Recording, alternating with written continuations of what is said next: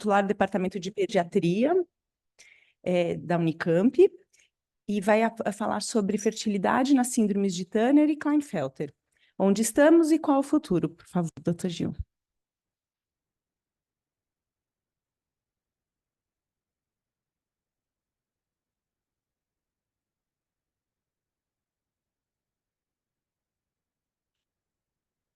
Bom dia a todos. Eu quero agradecer o convite, principalmente da Elaine. A gente já vem conversando há algum tempo, né, Elaine, para dar certo de eu poder vir aqui, conciliar as datas, mas deu certo dessa vez.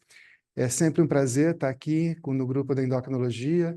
Eu já me sinto da casa, estou sempre aqui em bancas e em aulas, então é um prazer muito grande. De falar de um tema, esse tema eu falei no COPEN do ano passado, foi minha aula do COPEN do ano passado, e eu acho que suscitou bastante interesse de vários lugares para ter sido convidado a falar desse tema em outros lugares também. Por que um pediatra falar de fertilidade em Turner e Klinefelter, né? Porque tudo que eles não perguntam para a gente é fertilidade, né? Para o pediatra, né? Vão perguntar para os endocrinologistas, para o ginecologista, né? Para o pediatra, eles estão mais preocupados. Turner com crescimento, com puberdade, né? E Klinefelter, raramente o pediatra vê Klinefelter, né? Então, eu vou falar um pouquinho para vocês do que eu revi de literatura, né? E da nossa experiência. Bom, vou começar por síndrome de Klinefelter. A síndrome de Klinefelter, na imensa maioria dos casos, é um cariótipo homogêneo com uma aneuploidia de cromossomos sexuais, um cromossomo sexual a mais, um X a mais, né, 47XXY, e só este cariótipo pode ser chamado de síndrome de Klinefelter, tá? Todos os demais cariótipos que mimetizam o quadro de Klinefelter devem ser chamados de quadros klinefelterianos. Isso é apenas um detalhe, tá? Mas o Klinefelter, quando descreveu os casos, ele descreveu no cariótipo 47XXY. 10% são mosaicos, 46XY, 47XY, poucos casos, e vários casos, aneuploidias mais graves, 48 e 49, ou aneuploidias de X ou aneuploidias de Y, tá? Ou com Y a mais ou com X a mais. E nestes casos de aneuploidias, geralmente o quadro, principalmente neurológico, intelectual e psiquiátrico, é mais grave, tá? Do que na síndrome de Klinefelter. Então, lembrar que quando você tem um caso que lembra Klinefelter, mas tem um quadro de déficit intelectual ou um quadro psiquiátrico mais grave, lembrar que possa ser uma aneuploidia mais grave também. Bom, qual é a frequência da síndrome de Klinefelter? Não é uma doença rara, é que a gente faz pouco diagnóstico. Em estudos na Dinamarca, na Suécia, que eles têm um controle bastante importante da população, apenas 25 a 30% dos Klinefelter são diagnosticados em vida, tá? A grande maioria morre sem diagnóstico da síndrome de Klinefelter. Por quê? Porque o quadro é oligossintomático mesmo. É 1 para cada 500 a 1.000 nascidos vivos na população em geral, 1 para cada 170 homens em instituições psiquiátricas, mas daí as aneuploidias mais graves, 1 para cada 100 homens com déficit intelectual, também nas aneuploidias mais graves. Klinefelter, quando você vai olhar numa família de vários homens, o Klinefelter é o menos inteligente e o mais alto. Tá? Mas isso não significa que ele tenha um déficit intelectual, que ele tenha alta estatura. Mas dentro da família ele é o mais alto e o menos inteligente. 3 a 4% dos homens inférteis e 10 a 15% dos homens azoospermicos. Ou seja, se a gente quiser estudar Klinefelter, a gente tem que fazer uma parceria com a urologia ou com o ambulatório de infertilidade, aonde eles estão, tá? Nos ambulatórios de infertilidade. E a infertilidade é o carro-chefe do fenótipo do Klinefelter, tá? Praticamente 100% são azoospermicos. E a segunda manifestação é a microorquidia, tá? Ou seja, se você pega um homem infértil com microorquidia e azoospermico, a chance de ser Klinefelter é muito alta, tá? Principalmente se, além de tudo, ele tiver um FSH elevado. Mas também distúrbios de aprendizado. Na infância, o que caracteriza o Klinefelter, que chama atenção, é o atraso da fala. Antes, a gente não tinha diagnóstico de Klinefelter na pediatria, né? Hoje, como o cariótipo se tornou muito barato e disponível no SUS, praticamente todos os neurologistas, os neuropediatras, pedem cariótipo para qualquer criança com atraso de fala. Então, a gente está recebendo crianças com 4, 5 anos com diagnóstico de síndrome de Klinefelter por terem sido pegas por atraso de fala. Mas sem essa pesquisa, a gente acaba não recebendo na pediatria os Klinefelters. Eles acabam aparecendo ou por ginecomastia, ou por microorquidia, ou por atraso de puberdade, né? Eventualmente por uma alta estatura. Uma característica importante, homem jovem com insuficiência venosa periférica, pensar também em Klinefelter, tá? Homem jovem com tromboembolismo pulmonar, pensar em Klinefelter. A gente teve 2 ou 3 casos recentes no serviço que vieram do ambulatório de vascular, distúrbios psiquiátricos, e lembrar que o câncer de mama é 50 vezes maior a chance do Klinefelter ter em relação a um homem normal, e outras neoplasias praticamente 500 vezes do que um homem absolutamente normal. Bom, esse foi um trabalho que a gente fez há uns anos atrás, com todos os nossos de Klinefelter, eram 40 casos de Klinefelter, só um caso diagnosticado antes dos 15 anos de idade, tá, no serviço, ou seja, hoje provavelmente esse quadro mudou. E por que que isso não é diagnosticado na pediatria? Porque o pediatra, como vocês sabem, adora medir, né? Mede tudo, né? Então, vejam que eles não se desviam da curva na infância em nada, né? Em altura sentada, em envergadura, em tamanho de mão, tamanho de pé, biacromial, bialico, tamanho da cabeça, né? Perímetro cefálico, mas quando chega, principalmente na infância, mas quando chega principalmente na puberdade, o volume testicular. Então, o marcador da síndrome de Klinefelter realmente é a microorquidia.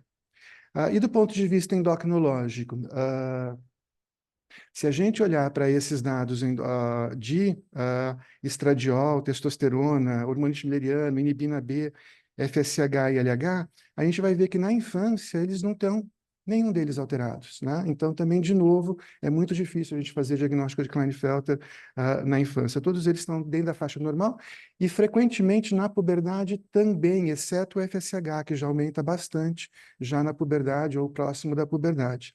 A testosterona, geralmente, na puberdade é nível normal para baixo, o LH nível normal para alto, tá? E depois, a partir da idade de adulto jovem, começa a ter uma insuficiência de testosterona e o aumento do LH.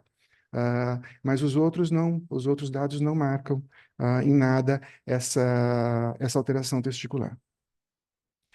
E o que acontece dessa progressão da disfunção testicular do Klinefelter? Tá? Então, se a gente olhar essas figuras, à esquerda, o normal, à direita, o Klinefelter, tá? Vocês vão ver que vai havendo uma diminuição dos túbulos seminíferos, da luz tubular, tá? A tal ponto que chega no adulto que praticamente não tem túbulo. E como o volume testicular é 70%, 80% de túbulo, tá? Por isso a microorquidia, né? Então, essa alteração tubular, que é a digenesia tubular, tá? Ela é progressiva na síndrome de Klinefelter, por isso que ela é menos vista na infância, né, com testículos menores, tá? Mas ela é bem evidente na puberdade e na vida adulta, de tal forma que o volume testicular de um homem adulto é, em média, por volta de 3, 4 centímetros, chegando no máximo 6, 7 centímetros cúbicos, tá? Bom, agora entrando especificamente como o carro-chefe é a infertilidade na síndrome de Klinefelter, falar um pouco do que tem de fertilidade nessa última década em Klinefelter. Com essa técnica de extração de espermatozoide testicular, começou pela técnica de extração direta, né, de espermatozoide testicular, mas depois progrediu para uma extração microscópica, né, com uso de microscópio também testicular. Por quê? A ideia é que esses pacientes com síndrome de Klinefelter tivessem ilhas ou de espermatogônia ou de espermatozoides dentro desse testículo. Né? Então, vamos tentar, então, procurar essas ilhas, tá? Então, tentando procurar olho nu, inicialmente, que não foi ruim, e depois tentando procurar com microscópio, que obviamente foi muito melhor.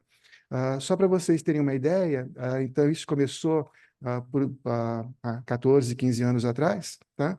Os primeiros trabalhos mostram que não tem diferença absolutamente nenhuma em você fazer essa biópsia, porque a grande pergunta era, será que se eu tratar o Klinefelter com testosterona antes vai diminuir a chance de eu encontrar um espermatozoide depois, testosterona exógena? Ou será que se eu fizer essa biópsia muito tardiamente, eu vou ter menos espermatozoides? Eram essas duas grandes perguntas que todo mundo se fazia, né?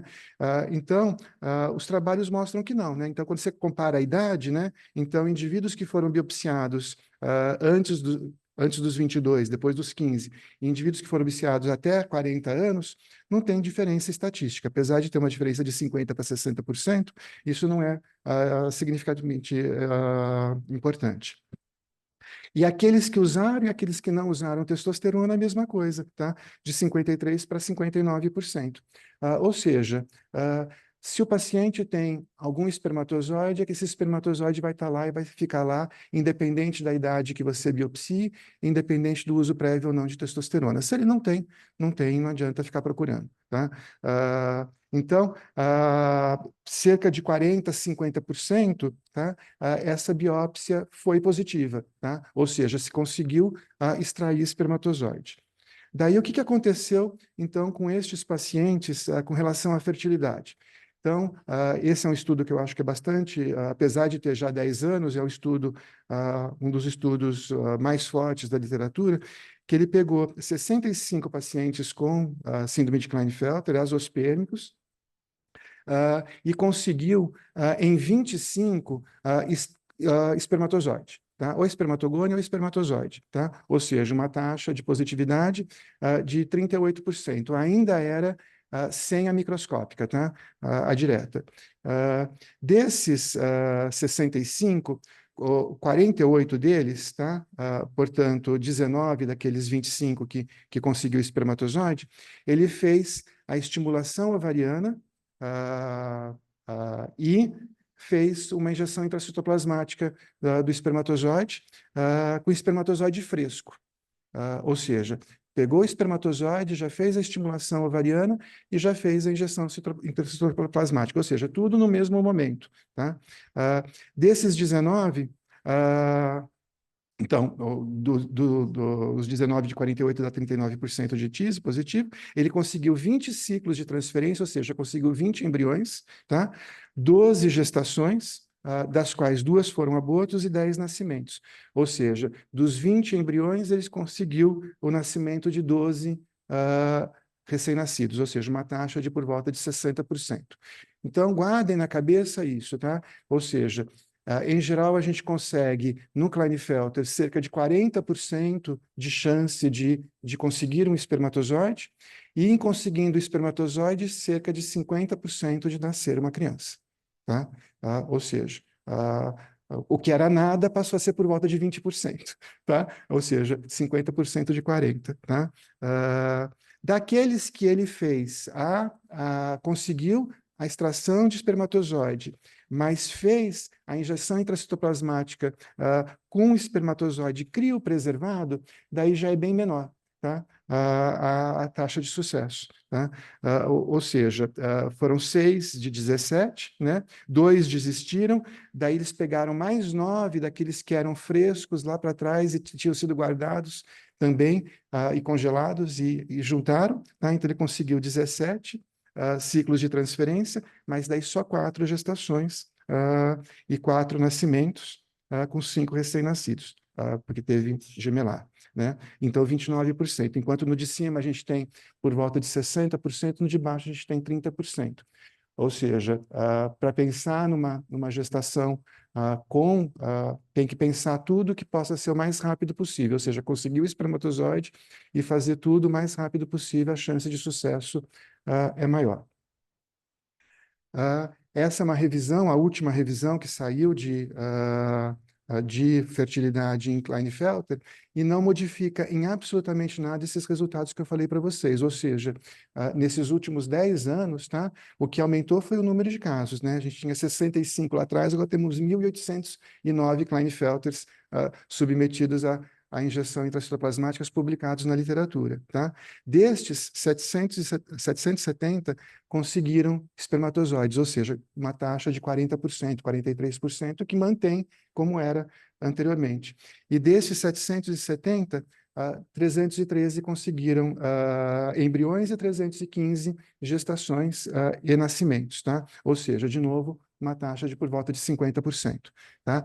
Ou seja, os dados se mantêm nesses últimos 10 anos, ou seja, uma taxa de conseguir espermatozoides em Klinefelter por volta de 40% e em conseguindo espermatozoide, uma taxa de nascimento vivo de 50%. Uma coisa que é muito importante vocês saberem, tá? Nascimentos de crianças absolutamente normais, tá? Sem complicações na gestação, sem complicações no parto, sem complicações no RN e RNs cromossomicamente normais, diferentemente do que a gente vai falar em síndrome de Turner, tá? Então, para a gente ter...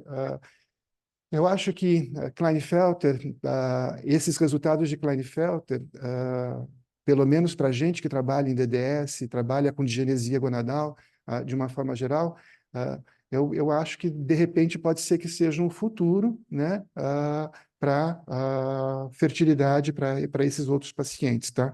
Então, eu acho que abre um campo para outras causas de digenesias gonadais.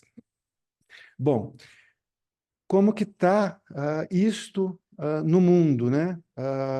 Na imensa maioria das vezes, ainda em ambientes de pesquisa universitários, mas vocês podem ter certeza, Campinas eu pesquisei, das 6 clínicas, tem 6 clínicas boas de fertilidade, 3 já fazem, tá?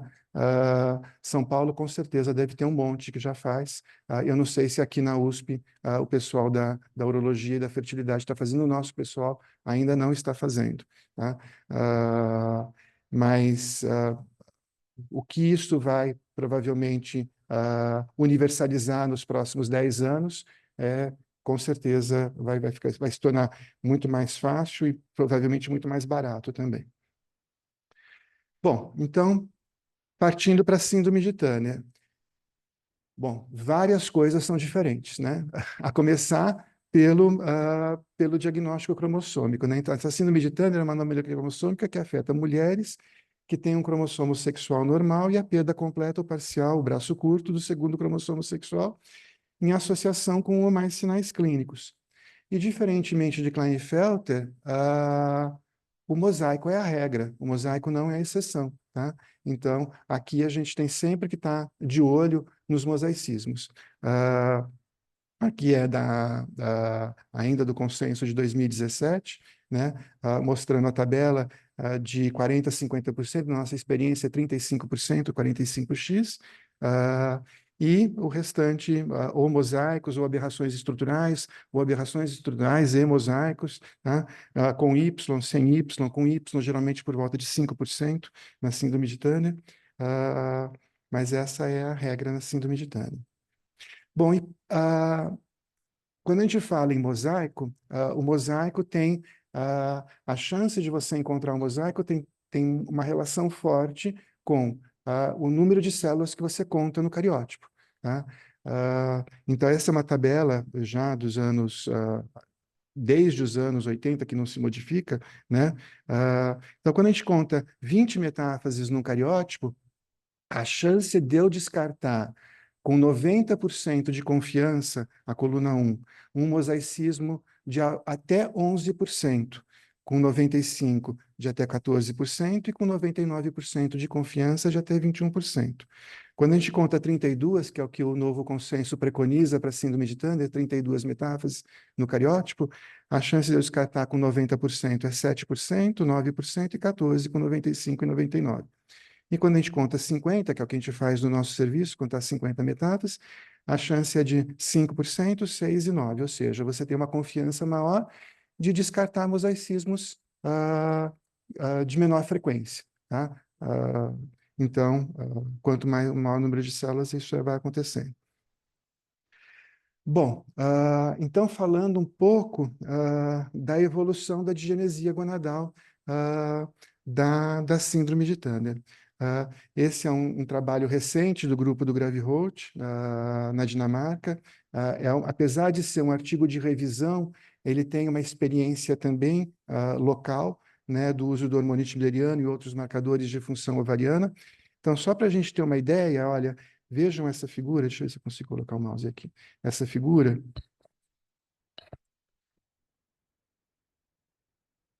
Opa. Então, aqui, ó, no cinza é o 46XX, no vermelho é o 45X, 46XX, no azul, os outros cariótipos de síndrome de Turner, e no preto, o 45X. Então, vejam que desde a gestação já é diferente o número de células germinativas em cada um dos cariótipos, tá? Obviamente que o número de células germinativas é maior na mulher normal, tá? E a apoptose dessas células germinativas é mais rápida, tá? Nos indivíduos com os cariótipos em miscelânea, o 45X, 46XX, o que não é na mulher normal, que vai se manter por vários anos. Então, por que eu estou falando isso? Porque a gente precisa ter uma ideia de como determinar essa falência ovariana na infância, né? O que nem sempre é fácil de fazer, né? Quer dizer, como determinar se existe algum marcador que eu possa predizer que essa menina não vai fazer puberdade, tá? Ou seja, que eu possa iniciar a indução puberal na época correta, sem precisar atrasar a puberdade, achando que ela possa desenvolver uma puberdade mais tardia, tá? Ou por alguma outra. Então, o que ele separou, o grupo do Graveholt, tá?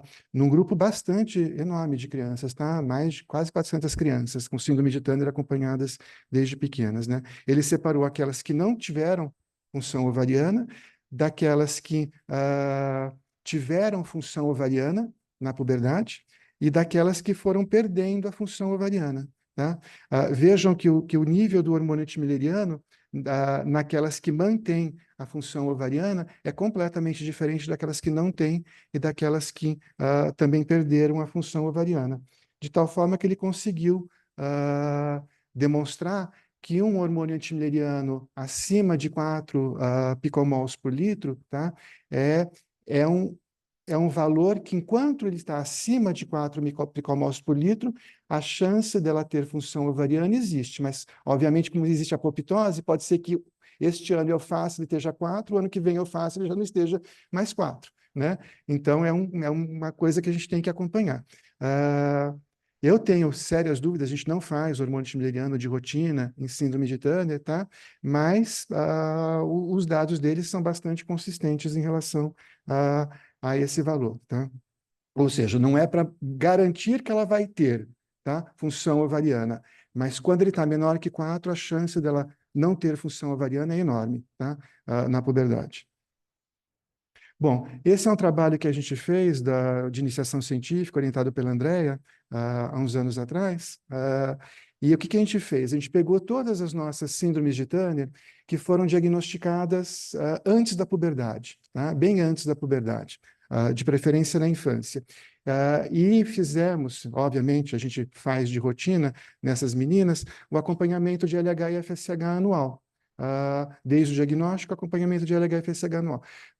Vocês se lembram que tem vários estudos mostrando que na síndrome de Turner tem um comportamento bifásico do FSH. Um FSH que é alto nos primeiros anos de vida, depois ele baixa, né? E depois ele volta a subir na época da puberdade. E é que a gente queria mostrar se isso realmente acontece. E realmente acontece, né? Tanto para o LH quanto para o FSH. Então, vocês veem que ele tem um ritmo bifásico, tá? Tanto do FSH quanto do LH. Isso, apesar de ter sido um estudo retrospectivo, foi um estudo longitudinal dessas 15 crianças. Tá? Então, vejam qual é a característica que é interessante. Né? O LH, ele cai, porém ele não cai, ele cai para níveis absolutamente normais na infância. Enquanto que o FSH não. O FSH raramente cai para baixo de 5, tá? Em geral, ele fica por volta de 7, 8 na infância, tá? Ou seja, também pode ser alguma coisa que a gente possa aí utilizar também como marcador, tá? Mas a imensa maioria dessas crianças não teve puberdade espontânea, né? Bom, então falando da evolução puberal da síndrome de Turner, tá? 100% delas fazem pubac espontânea em idade normal, tá? 30 a 40% fazem telarca com ou sem progressão. Começa uma telarca que pode progredir ou não. 10% completam a puberdade e chegam a menstruar. E a maioria dessas que menstrua entra em amenorreia secundária alguns anos depois. E só 1 a 2% tem fertilidade espontânea. Então, diferentemente do Klinefelter, que é praticamente zero, aqui em Turner tem algumas que fazem fertilidade espontânea. Dessas que fazem fertilidade espontânea, 50% têm nascimentos cromossomicamente normais, de recém-nascidos cromossomicamente normais. Porém, existe um maior risco de abortamento espontâneo, natimortalidade, pequeno para a idade gestacional e recém-nascidos com anomalias cromossômicas. Síndrome de Down, risco de 10 vezes mais, e síndrome de Turner, um risco 30 vezes mais. Nós tivemos no nosso serviço 5 que fizeram puberdade, que fizeram fertilidade espontânea, 3 tiveram filhos absolutamente normais, uma abortou e uma teve um filho com síndrome de Down. Então, acontece isso mesmo, né? Ou seja, a estatística aí não é garantido que vá ter filhos absolutamente normais e nem que essa gestação vá até o final da gestação. Bom, em quem é mais frequente essa puberdade espontânea e esta fertilidade espontânea? Nos indivíduos que têm pelo menos 2 ou 3 X normais, tá? No cariótipo cromossômico, né? Então, é mais frequente nos mosaicismos 45X, 46XX ou no 45X, 47 triplo X. Bom, e daí, quais as perguntas que aparecem sobre fertilidade na literatura? Se a apoptose é mais rápida das células ovarianas na síndrome de Turner, tá? Em que época oferecer algum tratamento para fertilidade? Até quando a gente tem ainda a célula germinativa que a gente pode guardar para um futuro, né? Então, em que época oferecer? Existe algum marcador específico de falência ovariana precoce também? Que época a gente vai marcar essa falência para a gente poder proceder antes no algum procedimento de fertilidade? Se os cariótipos, como eu falei, 45X, 46XX e 45X, 47XX, têm mais chance. Então, para quem oferecer, né, a possibilidade de fertilidade, né? Se é só o cariótipo, você tem mais algum grupo que a gente possa oferecer. Se a cardiopatia é contraindicação de gestação, tá? Então, se a paciente é cardiopata, eu não vou sugerir que ela tenha fertilidade, vou conversar isso com ela. E riscos de abortamento, natimortalidade e anomalia cromossômica, também para quem oferecer. Então, vamos tentar ver o que tem na literatura sobre isso. Esse é um trabalho muito bom, um trabalho de revisão de uma revista da Sociedade de Endocrinologia Americana, né, que fez essas perguntas, algumas dessas perguntas. Então, quais os marcadores de reserva ovariana podem ser utilizados para critério de seleção de preservação de fertilidade? Então, cariótipo 45, a resposta, cariótipo 45X, 46XX ou 45X, 47 triplo X, mas não menosprezar o criptomosaicismo ovariano. Então, a gente sabe que sempre que tem mosaico, a gente não tem a certeza de qual que é a frequência desse mosaico nos diversos tecidos, tá? E pode ser que você tenha, de repente, um mosaicismo que no ovário seja baixo ou um mosaicismo que no ovário a linhagem 46XX seja alta, tá? Então, por isso que tem essa diferença bastante importante nos mosaicos em relação à puberdade e à fertilidade, né? Porque você não tem noção, não sabe qual é a frequência da linhagem normal no ovário. O FSH tem poucos dados em relação à presença de oócitos em síndrome de Turner. Então, mostrando que o FSH menor que 11 tem 69% de sensibilidade, e o maior que 15, 77% de especificidade. Ou seja, nenhum dos dois, ele não é bom nem para sensibilidade, nem para especificidade. Mas não é desprezível, né? Não é uma sensibilidade, uma especificidade acima de 90%, tá? Mas não é desprezível, ou seja, é um marcador que pode ser usado. O hormônio antimileriano, daí acima de 2 picomols, ali eu estava falando na infância, né? Que agora estou falando na puberdade, tá? 2 picomols para adolescentes, tá? Ele tem uns 64% de sensibilidade e aumenta a especificidade para 88%. A inibina B não tem nenhum estudo importante com inibina B, e a contagem de folículos antrais, ou com ultrassom abdominal ou transvaginal ou por ressonância, tem uma alta correlação com o hormônio antimileriano. Então, para que fazer um procedimento mais caro, mais difícil de fazer? Então, o hormônio antimileriano. Então, basicamente, cariótipo, FSH e hormônio antimileriano, tá? Ou seja, são marcadores de função ovariana. Quais os métodos são seguros e mais efetivos para a preservação de fertilidade? Isso eu vou voltar a falar quando eu falar do consenso atual de síndrome de Turner, tá? A criopreservação de tecido ovariano para meninas pré-púberes com baixa reserva ovariana. Bom, o que os estudos mostram? Você guardar um pedaço de ovário para no futuro tentar conseguir um ócito ou um óvulo desse ovário não é garantia absolutamente nenhuma que você vai conseguir óvulo desse ovário que foi congelado. Tá? Então, o que o consenso atual fala é que isso só deve ser feito em situações de pesquisa com termo de consentimento, tá? Aprovado por comitê de ética, ou seja, não é para ser feito em clínicas privadas, absolutamente nunca. Criopreservação de ócito, sim. Criopreservação de embrião, sim. Depois a gente vai falar um pouquinho mais sobre isso daí. Existe contraindicação para preservação de fertilidade? Sim, contraindicação formal é doença cardíaca na síndrome de Turner, tá? Contraindicação formal para a fertilidade. Bom, e como deve ser, então, a monitorização cardiológica numa gravidez, numa paciente com síndrome de Turner, que quer ter filho, que teve puberdade espontânea, que aparentemente tem fertilidade, e você vai planejar esta gestação e ela não tem cardiopatia. E ela não tem cardiopatia. Então, como você vai planejar a gestação? Ou seja, só em grandes serviços, tá? Que tem um serviço de medicina fetal altamente especializado e um serviço de cardiologia materna e fetal altamente especializado. Não é para fazer em qualquer lugar com qualquer um, tá? Porque olha o que tem que ser feito, tá? Avaliação pré-concepção. Controle de PA, glicemia, função tireoidiana e hepática, tem que estar tudo normal. Ressonância nuclear magnética cardíaca com risco muito baixo. E se for com doação de óvulo, apenas implantar um embrião. Nunca implantar mais que um embrião. Tá? Contraindicações, história de troca de válvula aórtica ou dissecção de aorta, ou diâmetro da aorta ascendente maior que 25 milímetros por metro quadrado, sem fator de risco. Aí fator de risco é válvula aórtica bicúspide, hipertensão arterial e obesidade. Tá? Ou com fator de risco maior que 20 milímetros por metro quadrado. Durante a gravidez, olha a encrenca.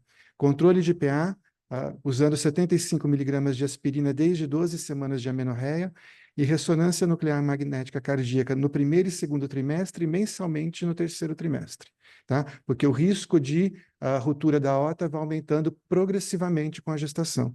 A ressonância nuclear magnética com 8 e 60 dias após o nascimento, porque continua com risco após o nascimento. Tá?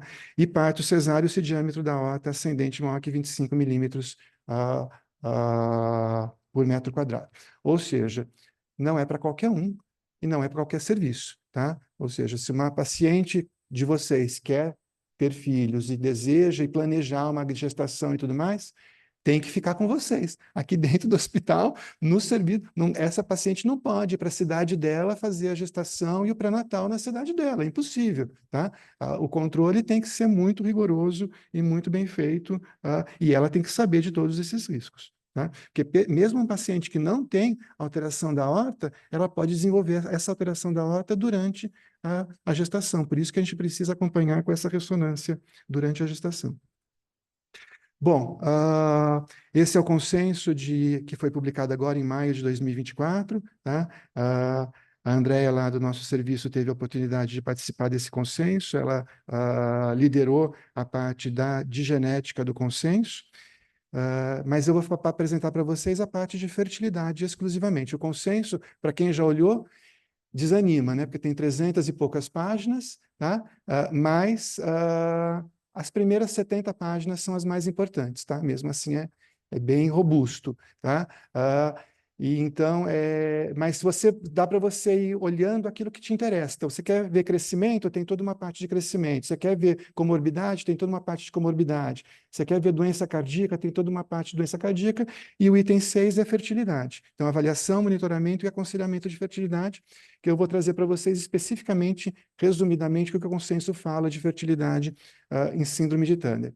Então, são essas 4 bolinhas, né? Quando só uma bolinha tiver preenchida, é evidência muito fraca. Quando 2 bolinhas estiverem preenchidas, é evidência fraca. Quando 3 bolinhas estiverem preenchidas, é evidência moderada. E quando 4 bolinhas estiverem preenchidas, é evidência forte. Tá? Então, vejam, recomendamos a divulgação apropriada sobre o potencial de redução da fertilidade em indivíduos com síndrome de Down. Recomendamos divulgar que a probabilidade de conceber é associada principalmente à presença de linhagem celular 46XX e menarca espontânea, e que há risco de complicações maternas, fetais, na gravidez em comparação com a população geral. Evidência moderada, aquilo que a gente já conversou, né? Ou seja, tem uma chance maior em quem tem menarca espontânea, tem uma chance maior em quem tem linhagem 46XX, mas é uma gestação complicada e com complicações maternas e fetais. Recomendamos o aconselhamento às meninas com síndrome de Turner e aos pais o mais cedo possível após o diagnóstico pelo endocrinologista pediátrico ou ginecologista, conforme apropriado, em relação às opções de construção familiar, como preservação de fertilidade, adoção, barriga de aluguel, doação de óvulo ou de embrião ou escolha de não ter filhos. Evidência fraca. Recomendamos oferecer encaminhamento para um especialista em fertilidade com experiência específica no tratamento da síndrome de Turner para todos os indivíduos com síndrome de Turner ou seus pais responsáveis, quando apropriado em termos de desenvolvimento e no momento do diagnóstico de forma intermitente ao longo do tempo. Evidência fraca também. Ou seja, você tem sempre que estar falando como que a gente conduz o nosso serviço, tá? Na pediatria. A gente vai respondendo as dúvidas que a família e a criança tem. A gente não antecipa problemas, tá? Ou seja, eu não vou falar para uma menina de 5 anos que ela vai ser infértil. Eu não vou falar para uma menina de 3 anos que ela não vai menstruar. A preocupação dela com 5 e 3 anos é o crescimento e da família é o crescimento. Então, a gente vai trabalhando no crescimento. Na hora que começa a vir a dúvida sobre a puberdade, a gente vai falando sobre a puberdade. Na hora que vem a dúvida sobre fertilidade, a gente fala sobre a fertilidade. Quer dizer, antecipar problemas eu acho mais arriscado.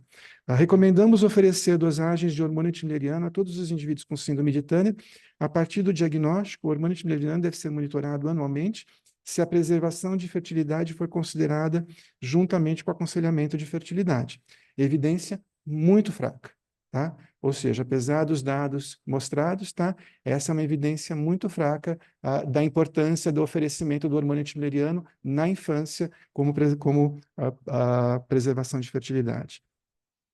Recomendamos a triagem cardíaca completa e aconselhamento apropriado por parte de especialista em medicina fetal e cardiologista antes de planejar uma gravidez, especialmente se for considerada a doação de óvulo ou embrião. Essa é a evidência mais forte. Ou seja, a mulher com síndrome de Down que deseja ter uma gestação tem que ter um acompanhamento com medicina fetal especializado e cardiologista, tá? Recomendamos a estimulação ovariana controlada e criopreservação de ovócitos em mulheres com potencial de fertilidade como principal opção de preservação da fertilidade na pós-menarca, desde que a paciente tenha maturidade psicológica adequada, em centros com experiência suficiente em manejo com mulheres com síndrome de Turner e disponibilidade psicossocial e evidência moderada. Ou seja, no pós-menarca, realmente, se ela pretende ter e quiser ter, e ainda tem alguma possibilidade de fertilidade, fazer uma estimulação e guardar óvulo. Mas na pré-menarca não tem muita coisa, não. Recomendamos que a estimulação ovariana controlada e a criopreservação de ovócitos não sejam oferecidos a crianças, tá? Na pré-menarca ou a indivíduos sem maturidade suficiente para compreender o procedimento. Recomendamos em todas as pacientes, inclusive nas menores que não conseguem tomar a sua decisão própria, que a criopreservação de tecido ovariano só será oferecida no contexto de estudo de pesquisa aprovado por comitê de ética. Aí uma declaração de boas práticas, sugerimos tomada de decisão compartilhada ao abordar a preservação de fertilidade e gravidez para indivíduos com síndrome de Turner. Bom, então, diferentemente do que eu falei de Klinefelter, síndrome de Turner ainda é um lugar bastante perigoso da gente falar sobre fertilidade, tá? Mas tem paciente que quer tentar, né? Então, essas têm que estar muito cientes de todos os seus riscos. Bom, o que eu queria deixar aí para vocês de mensagem? Fertilidade na síndrome de Klinefelter já é uma realidade, com bons resultados para 1/3 a 1/4 dos casos. Os resultados podem melhorar e a técnica precisa ser universalizada. Fertilidade para síndrome de Turner ainda é um risco muito alto e com poucos resultados efetivos. Era isso que eu tinha para apresentar para vocês. Muito obrigado.